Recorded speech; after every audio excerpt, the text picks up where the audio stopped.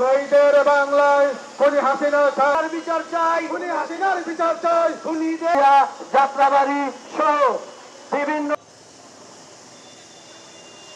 Ocean পেতেন রাতের অন্ধকারে নির্বাচন হচ্ছে। আর আজকে কেন দেশের এমন অবস্থা থাকবে? আমার হয়ে যায়নি, একমাত্র আহত ভাইদের অঙ্গের প্রতিদান, বলিদান এবং দামাল মায়েদের সন্তানদের যে শহীদ হয়েছে সেই প্রতিদানদের, দামাল ছেলেদের প্রতিদান। আজকে মুক্ত এই বাতাস, এই বাংলাদেশ আজকে স্বাধীনতা অর্জন করেছে এই সন্তানদের কারণে। আপনারা, আমি দেশের সকল মানুষদের, সকল মাদের বাবাদের আহ্বান করব, শহীদ পরিবারের পাশে দাঁড়ান। এই স্বাধীনতাটাকে ধরে রাখতে চাইলে শহীদদের রক্তের সাথে বেইমানি করবেন না। একটাই ছেলে ছিল আমার ছেলে কি দোষ করছে? আমার ছেলে তো দেশের জন্য, জনগণের জন্য রাস্তায় নামছে।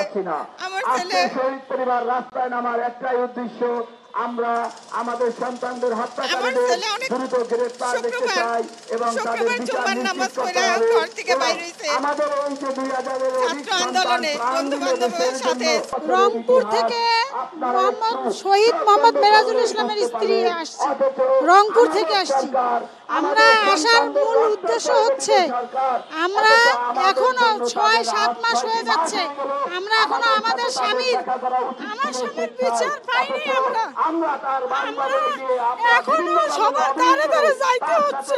হত্যাকারীদের দ্রুত গ্রেপ্তার এবং তাদেরকে আইনের আওতায় এনে গ্রেপ্তার করে বিচার করা।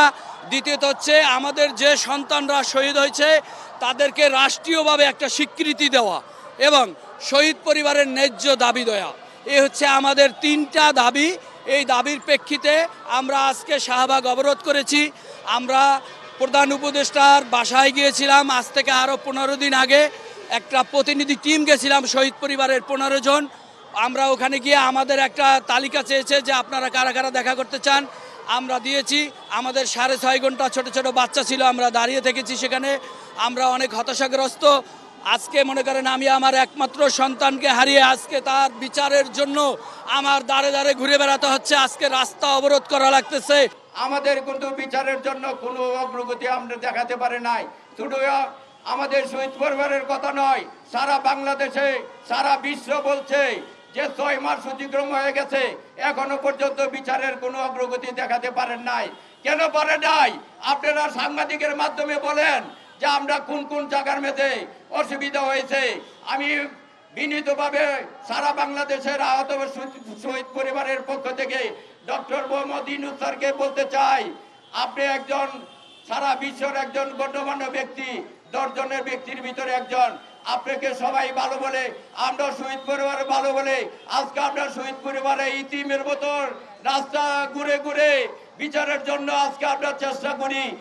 এই কথা ছিল না আপনাদের আশার মাধ্যমে, এই আমাদের যে ছেলেদের রক্তের বিনিময়ে আপনারা এসেছেন, কিন্তু আমাদের শহীদ পরিবারের কোনো কথাই শুনেন না। আমাদের শহীদ পরিবারের কোনো প্রতিনিধি নেই। আমরা নিজেরাই আমাদের আহত এবং শহীদ পরিবারের প্রতিনিধি।